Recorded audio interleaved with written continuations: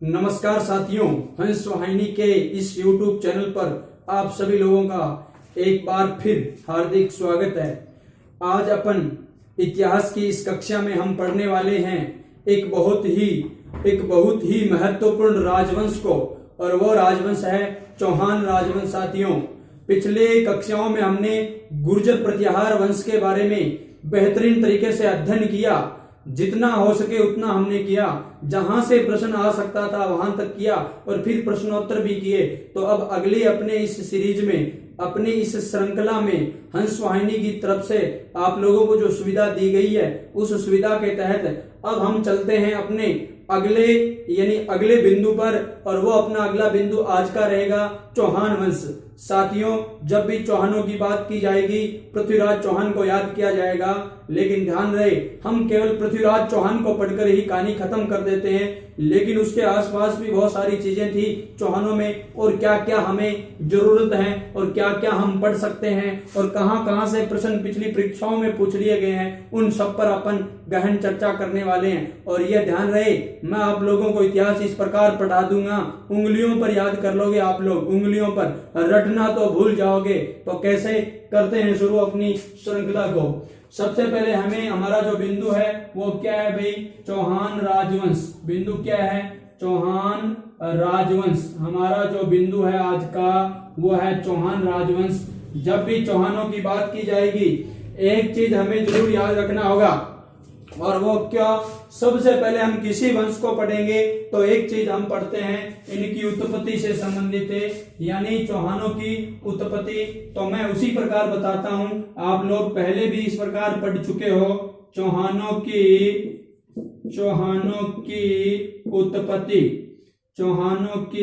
उत्पत्ति, और उत्पत्ति से संबंधित भिन्न भिन्न मत है, और अलग अलग विद्वानों ने क्या दिए हैं, अलग अलग सिद्धांत दिए हैं। साथियों, अलग अलग क्या दिए हैं, सिद्धांत। अगर आपने हंस वाहिनी की पिछली कक्षाएं इतिहास की ली है तो आपको कोई दिक्कत नहीं है, लगभग चीज आपको याद है। बस मैं जैसे ही नाम लूंगा आप अगले उत्तर दे दोगे। देखो, मैं पहला सिद्धांत बताता हूं, ये क्या है, ये सिद्धांत है किसके, चौहानों की उत्पत्ति से, कि चौहान कहां से आए, किसकी संतान थे। इस प्रकार से कई प्रश्न है आजकल आधुनिक यानी मॉडर्न टाइप एग्जाम का जो पैटर्न है उसमें ये पूछे जाते हैं। तो सबसे पहले जो पहला अपना बिंदु है वो क्या है, अग्निकुंड, यानी पहला सिद्धांत है अग्निकुंड सिद्धांत। साथियों, कौन सा सिद्धांत है, अग्निकुंड सिद्धांत। किसने दिया, प्रथम व्यक्ति जो मैंने आप लोगों को बताया वो कौन है, चंद्रबरदाई। नाम क्या है भाई, चंद्रबरदाई। और चंद्रबरदाई की आप जानते होंगे पुस्तक, कौन नहीं जानता, सब जानते हैं, पृथ्वीराज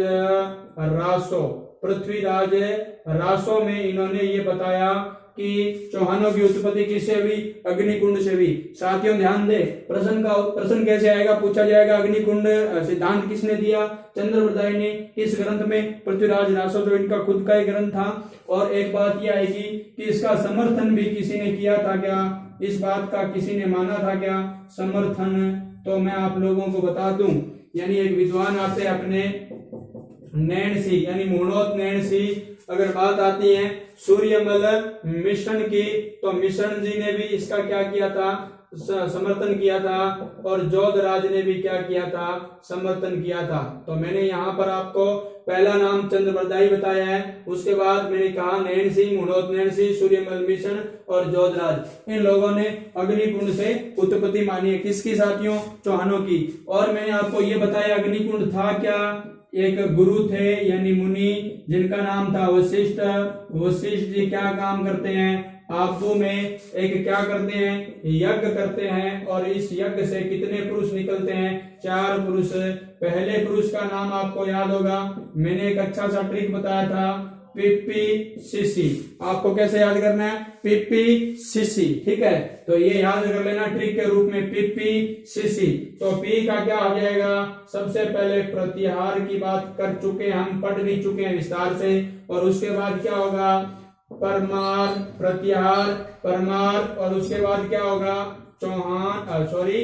उसके बाद अपन पढ़ेंगे चालुक्य, और चालुक्य के बाद अंत में जो व्यक्ति निकला वो था चौहान यानी चामान। ठीक है, तो अब ये ध्यान दे लेना साथियों, राजपूतों की उत्पत्ति से संबंधित भी यही तथ्य है और ये चौहान ही राजपूत है, तो ये भी मैंने आपको बताया। इस सिद्धांत की बार बार उल्लेख मिलता है, आपको याद करना है। ये वशिष्ठ मुनि है, आपो में क्या करते हैं, यज्ञ करते हैं, यज्ञ से है ना, तो अग्निकुंड हो गया एक तरीके से, और उससे ये क्या है निकलते हैं, और इन्हें कहते हैं अग्निवंशीय। अब देखो परीक्षा में प्रश्न ऐसे आ जाता है अग्निवंशीय, तो वो भी आपका उत्तर क्या हो जाएगा, यही हो जाएगा। ये लोग इसका समर्थन करते हैं, चंद्र बधाई देते हैं। अब अपन बात करेंगे चौहानों के संबंधित एक और महत्वपूर्ण बात बताता हूं मैं, और वह कौन सा है, वो इसका स्रोत है आप वशिष्ठ मुनि की आंख से। देखो वशिष्ठ की आंख से, ये किसने बताया, वशिष्ठ की आंख से किसकी उत्पत्ति हुई, चौहानों की, ऐसा उल्लेख मिलता है साथियों। और ये उल्लेख कहां पर मिलता है, आपको याद रखना है, ये उल्लेख हमें एक जगह मिलता है और उस जगह का नाम क्या है, सुंधा माता अभिलेख। ध्यान देना, वशिष्ठ की आंख से उल्लेख कहां मिलता है, एक अभिलेख है, और उस अभिलेख का नाम क्या है, सुंधा माता अभिलेख। सुंधा माता अभिलेख जालौर में है, आपको याद, सुंधा माता का मंदिर भी है वहां पर। राजस्थान का प्रथम रोपवे साथियों, राजस्थान का पहला रोपवे सुंधा माता मंदिर यही बना हुआ है, तो ध्यान रख लेना। वशिष्ठ की आंख से उत्पत्ति चौहानों की किसने मानी है, सुंधा माता अभिलेख ने, वहां पर लिखा हुआ है वशिष्ठ की आंख से चौहानों की उत्पत्ति हुई है, तो एक सिद्धांत हो गया। उसके बाद अपन बात करें तो एक सिद्धांत तो हमने पहले भी पढ़ा है, एक सिद्धांत ऐसा भी मिलता है, वह कौन सा है, विदेशी। कौन सा है भाई, विदेशी। और विदेशियों की जब भी बात आएगी तो वही नाम है नपेतुले। कौन से, चारों नाम। एक तो कौन सा हो गया, टोड यानी कर्नल जेम्स टोड। दूसरी अपन बात करते हैं तो वो क्या हो गया, किसी को भी ले सकते हो आप, स्मिथ ले सकते हो, और एक आप और नाम लिखते हो, वो कौन सा है, कनिंघम है, और एक नाम आप और लिखते हो, वो कौन सा है, कुरक। तो ये चार व्यक्ति हैं विदेशी, यानी कुछ चारों विदेशी है, इसलिए विदेशी मानते हैं चौहानों को। और टोड क्या कहता है, टोड ये कहता है कि ये सारे शक जाति के थे, चौहान ही नहीं पूरे राजपूत ही है ना। एक नाम और बताता है कि सीथियन जाति के थे, शक या सीथियन। स्मिथ क्या कहता है, स्मिथ कहता है भाई ये जो लोग थे हूण जाति के थे, किस जाति के, हूण जाति के। और ये कहते हैं, कनिंगम कहता है ये युच्ची जाति के कुषाण थे, तो ये मैंने लिख दिया कुषाण। ठीक है, इस नाम को भी याद रख लेना, युच्ची। ठीक है, और कुरक की बात करेंगे तो कुरक कहता है कि ये मध्य एशिया से इनकी उत्पत्ति मानता है ये व्यक्ति। तो अब देख लो मित्रों, पहले वाली में इस बात में कोई ज्यादा फर्क है नहीं, फिर भी हमें याद करना है, कुछ चीज अलग भी है। वो क्या, एक तो सुंधा माता का अभिलेख। अब देखो इसके बाद अपन बात कर लेते हैं किसकी, एक और अपना महत्वपूर्ण बिंदु होता है, और वो है ब्राह्मणों से। किससे भाई, ब्राह्मणों से चौहानों की उत्पत्ति कौन मानता है, ब्राह्मणों से। ध्यान दे, ब्राह्मणों से उत्पत्ति चौहानों की कौन कौन मानते हैं, बहुत महत्वपूर्ण। एक बात तो जो ब्राह्मण होंगे वो इनको ब्राह्मण ही मानेंगे। तो दो शर्मा है, एक शर्मा का नाम है दशरथ शर्मा, दशरथ शर्मा, और एक का नाम है साथियों गोपीनाथ शर्मा, गोपीनाथ शर्मा। ये दोनों शर्मा जी क्या करेंगे, शर्मा ही मानेंगे, तो मतलब ब्राह्मण को मानेंगे। और एक ध्यान रख लेना, बिजोलिया शिलालेख के अनुसार भी क्या है, ब्राह्मण है। बिजोलिया शिलालेख किसके अनुसार, बिजोलिया शिलालेख के अनुसार ये कौन से ब्राह्मण है, वत्स गोत्रीय ब्राह्मण। कौन से ब्राह्मण है, वत्स गोत्रीय ब्राह्मण है भाई। बिजोलिया शिलालेख के अनुसार ये क्या है, वत्स गोत्रीय ब्राह्मण है, तो ये भी हमें याद रखना है। और साथ में मित्रों एक बात और रख लेना, बिजोलिया शिलालेख भीलवाड़ा से प्राप्त हुआ है, इसके बारे में चर्चा हम करेंगे आगे। और एक और बंदा है जो समर्थन करता है, वो है जानकवि। कौन सा है, जानकवि है साथियों। रचना इसकी कायम का रसो है, ठीक है, बात करेंगे। और अब अपन इससे भी आगे निकलते हैं, ब्राह्मणों के बारे में हो गया। एक बहुत ही महत्वपूर्ण, बहुत ज्यादा महत्वपूर्ण है ना, बहुत ज्यादा महत्वपूर्ण है, और इसका नाम क्या है, वो है सूर्यवंशी। कौन सा है, सूर्यवंशी साथियों। यानी सूर्यवंशी, अना चौहानों को किसने कहा, तो एक पहले व्यक्ति का नाम आएगा, वो नाम आप जाना पहचाने जानते हो, GH ओझा, GH ओझा है ना। GH ओझा के बारे में आप जानते होंगे। अगर आप वास्तव में GH ओझा के बारे में नहीं जानते हो तो साथियों स्पष्ट है कि आपने हंसवाहिनी कोचिंग क्लासेज की पूर्व की ऑनलाइन कक्षाएं आपने नहीं देखी है, तो पिछली कक्षाएं देखना, पता चल जाएगा GH ओझा के बारे में। गौरीशंकर हीराचंद ओझा कौन थे, और इन्होंने यहाँ सूर्यवंशी बताया किसको, चौहानों को। और अगर अपन बात करेंगे इसका और मतलब और भी कोई कहते हैं कि नहीं कहते हैं, तो उसमें एक आ जाएगा नयन चंद्र सूरी, नयन चंद्र सूरी है ना। नयन चंद्र सूरी भी क्या मानता है, सूर्यवंशी। और एक चीज याद रख लेना, जयानक है ना, जयानक। अब जयानक क्या है, अब आपको याद होगा ये जयानक एक बंदा है और ये क्या लिखता है, पृथ्वीराज विजय इसकी रचना है, तो इसके बारे में चर्चा करने वाले हैं। तो ये भी क्या मानता है, सूर्यवंशी। 3 बताया, GH ओझा, नयन चंद्र सूरी और जयानक, ठीक है। उसके बाद अपन बात करते हैं महत्वपूर्ण एक और वह कौन सी है, यानी इन ब्राह्मणों को एक बंदा है, वो क्या मानता है, गुर्जर मानता है। क्या मानता है, गुर्जर जाति से कहते हैं इनकी उत्पत्ति हुई है। और वह कौन सा बंदा है, इस बंदे का नाम है डॉक्टर भंडारकर, डॉक्टर भंडारकर।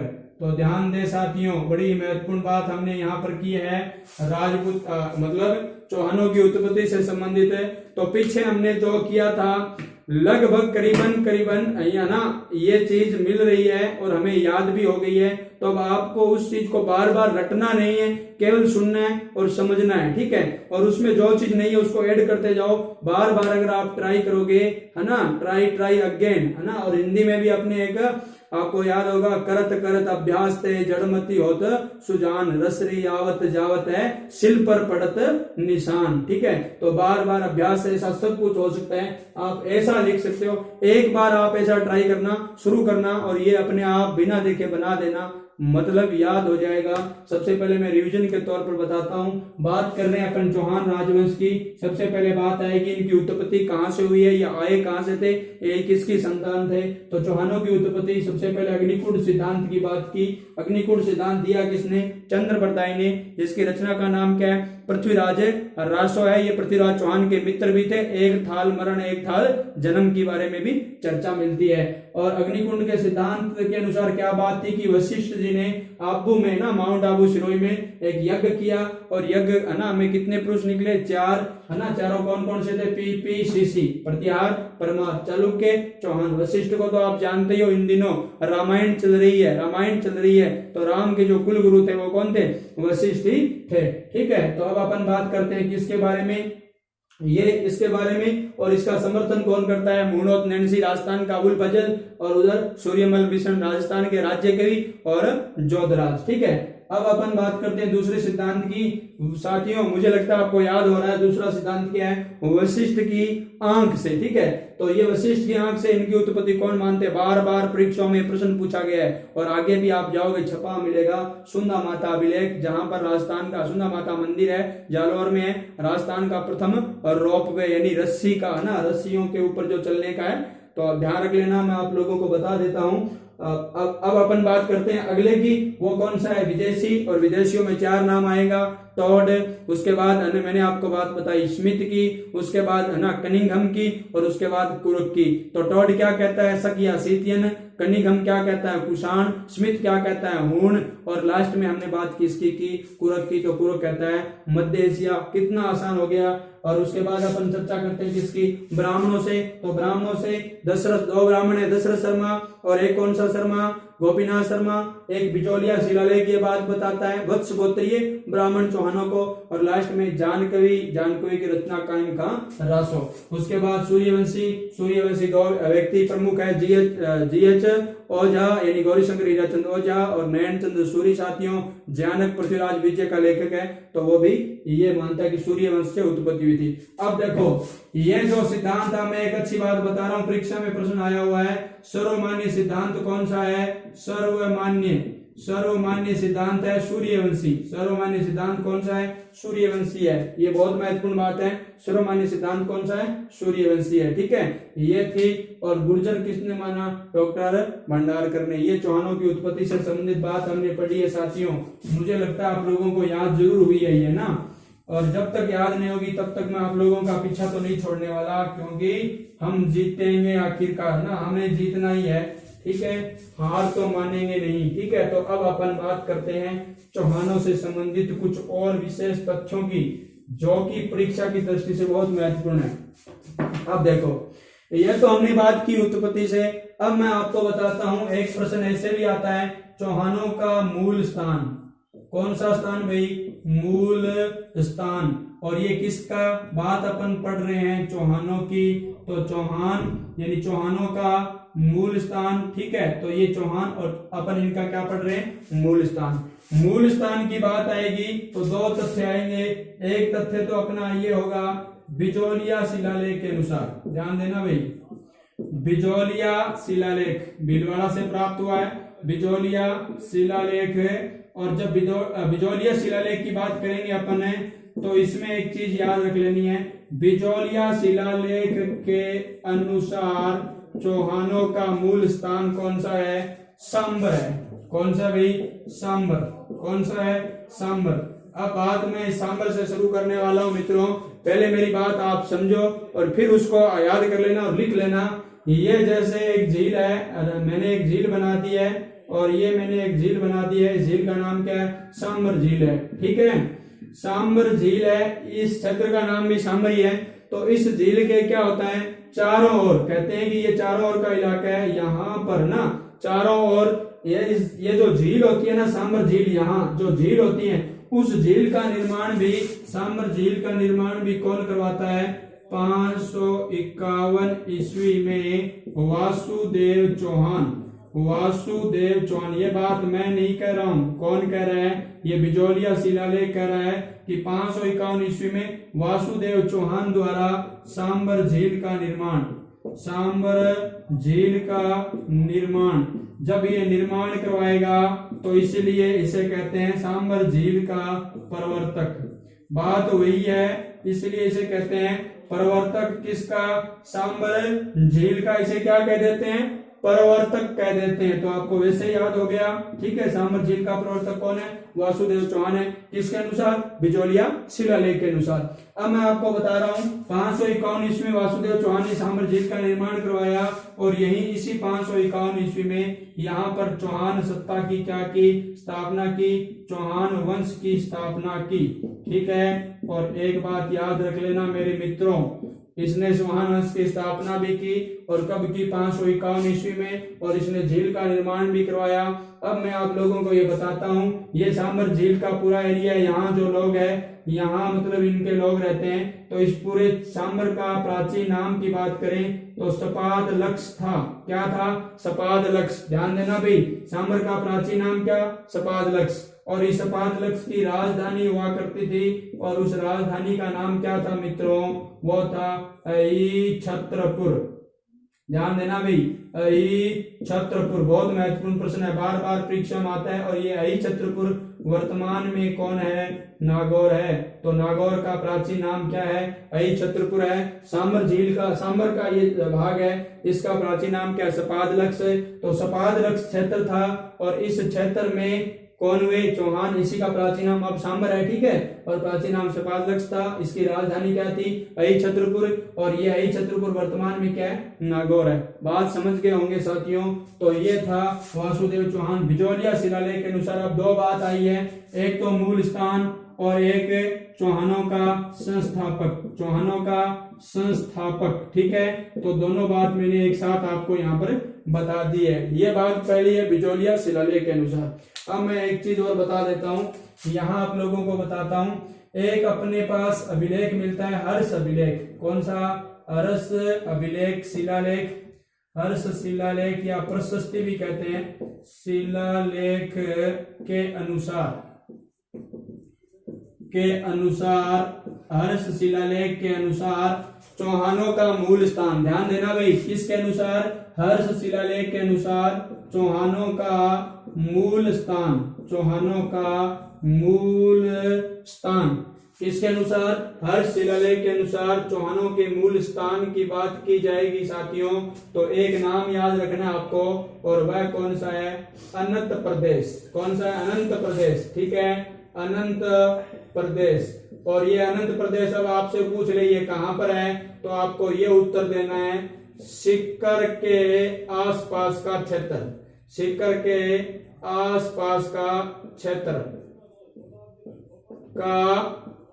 सीकर के आसपास के क्षेत्र को क्या कहते हैं? अनंत प्रदेश। साथियों मैंने दो बात आप लोगों को बताई है, एक तो ये कि चौहानों का मूल स्थान क्या है? सांबर है, बिजोलिया शिलालेख के अनुसार। ठीक है, सारी बात बताई संस्थापक की 551 ईस्वी में। ठीक है, और दूसरी मैंने बताई कि चौहानों का हर्ष शिलालेख के अनुसार मूल स्थान है वो कौन सा है? अनंत प्रदेश है। और अनंत प्रदेश कहाँ है साथियों? सीकर के आसपास। सीकर जो कि शेखावटी का एक बहुत ही महत्वपूर्ण भाग है। ठीक है, अब अपन चर्चा करते हैं इससे आगे बढ़कर भी। यहाँ मैंने दो बात बताई है, ज्यादा लंबी चौड़ी है नहीं। बिजोलिया के अनुसार सांबर मूल स्थान, संस्थापक वासुदेव चौहान, 551 ईस्वी, सांबर झील का निर्माण भी करवाता है, इसलिए प्रवर्तक कहते हैं। चौहान वंश की क्या करता है? ये स्थापना करता है। सांबर झील की बात की, सपाटलक्स, राजधानी अहि छत्रपुर। देखो सांबर का प्राचीन नाम सपाटलक्स, राजधानी क्या थी? अहि छत्रपुर। तो अहि छत्रपुर किसका प्राचीन नाम है? नागौर का है। ठीक है, उस समय वो सांबर की क्या थी? सपाटलक्स की क्या थी? राजधानी थी। कितनी महत्वपूर्ण चीजें हो रही है। अब देखो मैं आपको एक बड़ी ही जबरदस्त बात बताता हूं, वो क्या है? एक विद्वान है रामकरण आसोपा। रामकरण आसोपा के अनुसार क्या बात बताने जा रहा हूं, वो ये है कि रामकरण आसोपा के अनुसार चौहान है ना, ये रामकरण आसोपा है, ये मैंने आपको एक विद्वान का नाम लिखाया है। और ये कहते हैं कि सांबर झील के चारों ओर होने के कारण इनका नाम क्या पड़ा? चाहामान। ठीक है, ये चौहान नाम क्यों पड़ा? इसलिए पड़ा कि ये सांबर झील के चारों ओर रहते थे। सांबर झील के चारों ओर सांबर झील के चारों ओर ये क्या करते थे? रहते थे, इसलिए इनका नाम क्या पड़ गया? चाहामान। क्या नाम पड़ा? चाहामान। और बाद में टूटता और अब वर्ष होता है शब्द क्या बन गया?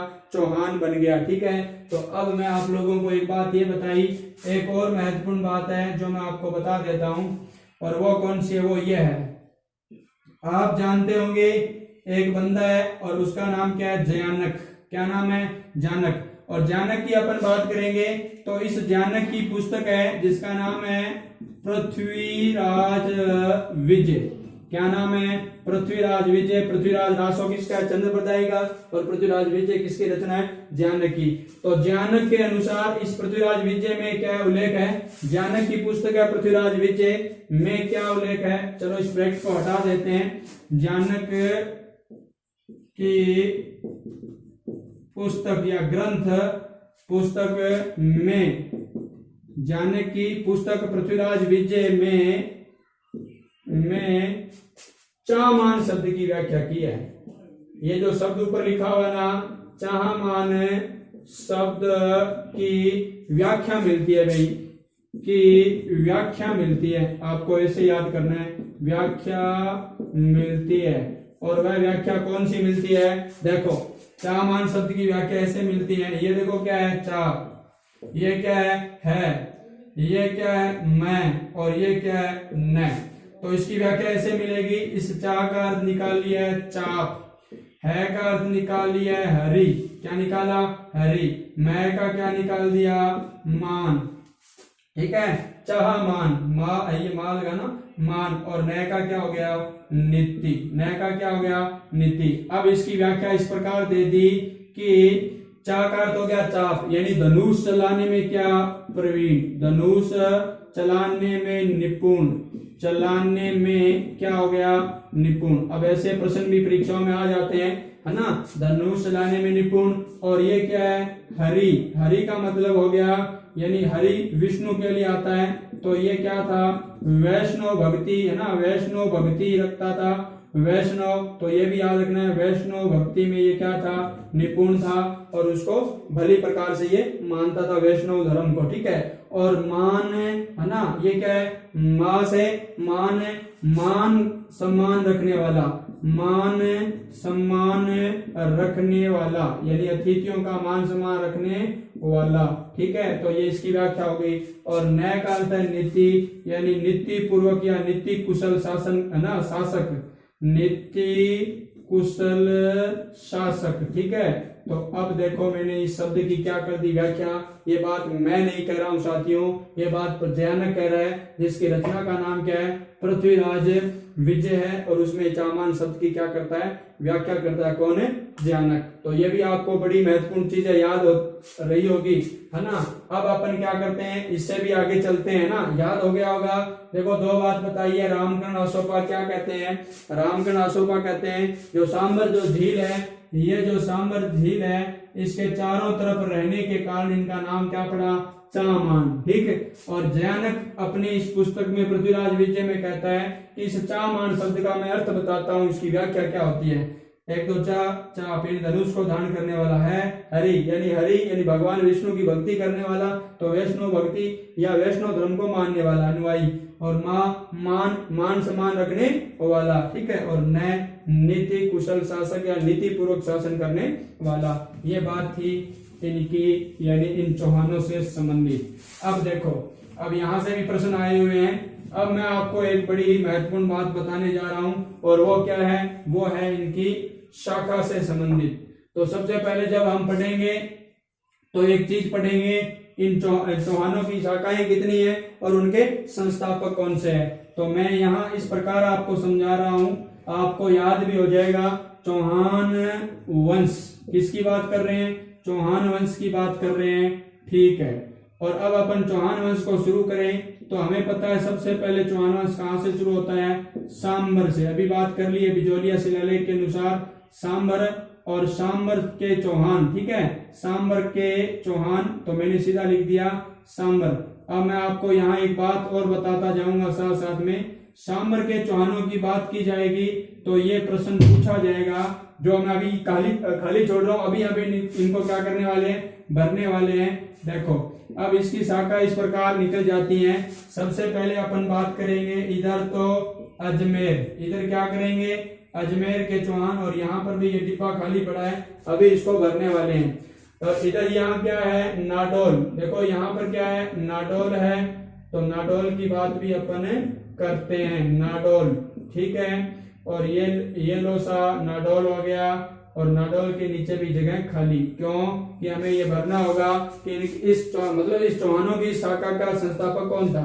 अब अगर अजमेर की बात करें तो अजमेर से एक शाखा निकलती है, और वह शाखा कौन सी है, रणथंभौर। ध्यान देना भी कौन सी शाखा है, रणथंभौर, ठीक है। ये लो आपने रणथंभौर लिख दी, और ये लो हमने इतना काम पूरा किया।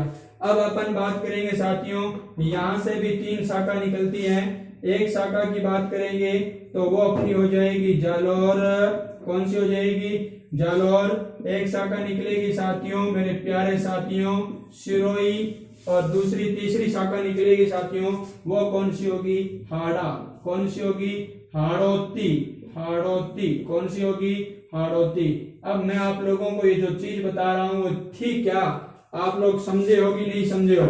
ये मैंने जो आपको महत्वपूर्ण चीज बताई थी, ये क्या है मेरे प्यारे विद्यार्थियों, चौहान वंश की शाखा के बारे में हम पढ़ रहे हैं कि इनकी कितनी शाखाएं थी, कहाँ कहाँ चौहान थे। तो सबसे पहले बात चौहान वंश की, और वो कहाँ, सांबर के चौहानों का संस्थापक बता रहा हूँ साथियों। अभी हम इसकी बात कर चुके हैं, वासुदेव चौहान की 551 ईस्वी हमने बात की बिजोलिया शिलालेख के अनुसार। और उसके बाद अपन चर्चा करेंगे किसकी, यानी इस सांबर से, यानी मूल स्थान। अब देखो मूल स्थान क्या हो गया, सांबर, यानी चौहानों की मूल शाखा क्या हुई, सांबर। अब अपन सांबर से क्या पढ़ेंगे आगे, सीधा प्रश्न आता है भाई, सीधा प्रश्न आता है चौहानों का मूल स्थान कौन सा है, सांबर है, या मूल शाखा कौन सी है, तो वो कौन सी है, सांबर। दूसरा प्रश्न आता है चौहानों का मूल पुरुष कौन है, आदि पुरुष कौन है, संस्थापक कौन है, तो उसका नाम आएगा वासुदेव चौहान। इसके बारे में थोड़ा और चर्चा करेंगे अपन। और आप देखो तो वासुदेव चौहान सांबर, अब सांबर से ये चौहान की दो शाखा निकलती है, एक तो अजमेर और एक कौन सी, नाडोल, ठीक है, नाडोल हो गया और एक हो गया अजमेर। अब अपन अजमेर की बात करेंगे साथियों, यहाँ इसका संस्थापक कौन है, अजमेर की शाखा का वो है अजयराज, कौन है, अजयराज की बात अपन करने वाले हैं। तो मैंने बताया सांबर के दो भागों में, एक तो अजमेर एक नाडोल, ठीक है, तो अजमेर इधर हुई और इधर हुई नाडोल। इस नाडोल के चौहानों का जो संस्थापक है वो है साथियों लक्ष्मण सिंह, कौन है, लक्ष्मण सिंह है। अभी जो रामायण में लक्ष्मण चल रहे वो नहीं है, तो ये लक्ष्मण सिंह क्या है, चौहान है। तो लक्ष्मण सिंह चौहान के द्वारा नाडोल सत्ता की क्या कर दी, चौहानों की स्थापना। दूसरा प्रश्न आपका पक्का हो गया, यानी यहाँ 3 प्रश्न पक्के। सांबर के चौहानों का संस्थापक वासुदेव, अजमेर के चौहानों का संस्थापक अजयराज, नाडोल के चौहानों का संस्थापक लक्ष्मण सिंह, ठीक है। अब देखो, अब अपन बात करें किसकी, रणथंभौर की। तो ध्यान दे, रणथंभौर की जब हम आगे पढ़ने वाले हैं तो वहां पढ़ेंगे कि यहाँ पर पृथ्वीराज चौहान थर्ड है ना, पृथ्वीराज चौहान तीसरा, यानी तृतीय का पुत्र ही, जिसका नाम क्या था, गोविंद देव चौहान। तो वो गोविंद देव चौहान ही इसके क्या होंगे, संस्थापक है। तो मैंने यहाँ लिख दिया इनका जो संस्थापक है वो है गोविंद देव चौहान, कौन है, गोविंद देव चौहान। और इसके बाद अपन बात करेंगे जालौर की साथियों। तो जालौर के चौहानों का जो संस्थापक है वो है कीर्तिपाल चौहान, है ना। बात करेंगे कीतु एक महान राजा, है ना, कीतु एक महान राजा। उसके बाद अपन बात करेंगे सिरोही की। तो सिरोही के चौहानों का संस्थापक है लुम्बा, कौन है, लुम्बा। और अगर बात करेंगे अपन हाड़ौती की संस्थापकों की, तो हाड़ौती के चौहान शाखा का संस्थापक है देवन सिंह मित्रों, कौन है, देवन सिंह। ध्यान देना, बता देता हूं, दोबारा सुन लो, फटाफट सुनो और इसको रिवाइज करो। उंगलियों पर इस प्रकार याद किया जाता है कि चौहान वंश का संस्थापक कौन है, वासुदेव चौहान, दो शाखा अजमेर नाडोल, अजमेर का कौन है, अजयराज, नाडोल का कौन है, लक्ष्मण देव। फिर बात की अजमेर की, अजमेर से एक शाखा निकली जिसका नाम रणथंभौर, संस्थापक कौन है, गोविंद देव। उसके बाद नाडोल, नाडोल की 3 शाखा कौन है, जालौर, सिरोही, हाड़ौती, झांसी, हाड़ौती, जालौर, सिरोही, हाड़ौती। जालौर का कौन है, कीर्तिपाल चौहान है। सिरोही का कौन है, लुम्बा चौहान, है ना। और हाड़ौती का कौन है, देवा चौहान, है ना, देवन सिंह। अब देखो यहाँ पर भी ये विभाजित है, ठीक है। यहाँ पर जो चौहान है जालौर वाले सोनगरा चौहान है, कौन से चौहान है, सोनगरा। सिरोही वाले चौहान है वो देवड़ा चौहान है, कौन से चौहान है, देवड़ा। और हाड़ौती वाले तो हाड़ा चौहान है, इन्हीं के नाम पर ही पड़ा है हाड़ा, है ना, हाड़ा से ही क्या निकला है, हाड़ौती। तो देख लो, मैंने बड़ी महत्वपूर्ण बातें आप लोगों को बताई है और इन बातों को आप लोग गांठ बांध लेना साथियों, बड़ी महत्वपूर्ण चीज आगे आपको काम आएगी। किसी परीक्षा में प्रश्न तो मिलने ही वाला है, ठीक है। इससे भी बेहतर जानकारियां लेने के लिए लगातार जुड़े हंसवाहिनी एजुकेशन ग्रुप से। आपको इन आपकी सफलता के पास जल्दी पहुंचाने का जरिया है तो वो है हंसवाहिनी। और माँ हंसवाहिनी भी हमारा सबका क्या करेगी, भला करेगी, कल्याण करेगी। और हम जो भी पढ़ रहे हैं वो अच्छा पढ़ रहे हैं, हम सही दिशा में जा रहे हैं और आखिरकार हमें परीक्षा से जीतना ही है। और इसी जीत के साथ मैं आज की मेरी कक्षा यही संपन्न करता हूँ। जय हिंद, जय भारत, वंदे मातरम।